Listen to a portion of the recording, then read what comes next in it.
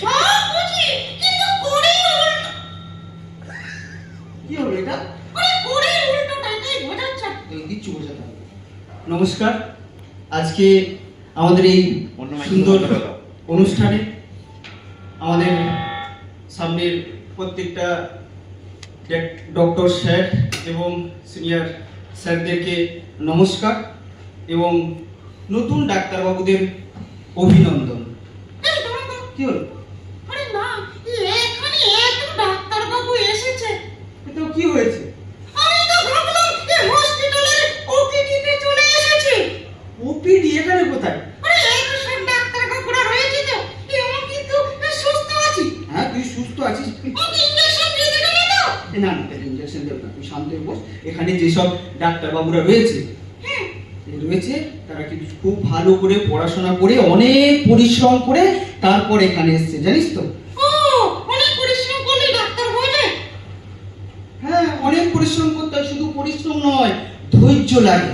ও, তাহলে আমি তো শুনেছি এই নিট নামক একটা দানবকে হারাতে পারলেই এই তবেই ডাক্তার হয়ে যায়।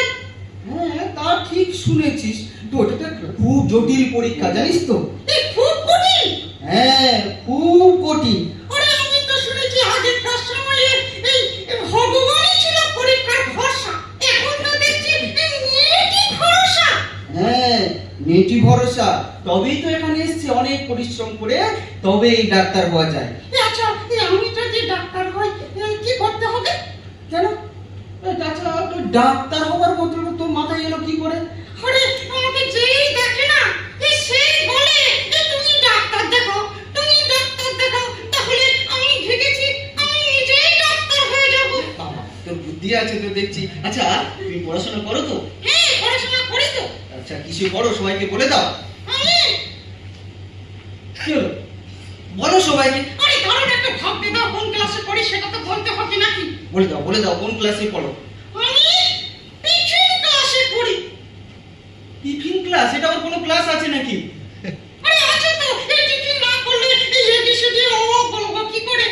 আর ঠিকই বলেছিস, কিন্তু তো তুমি কি এবিসিডি অ ক ক একের জন্য নামটা সব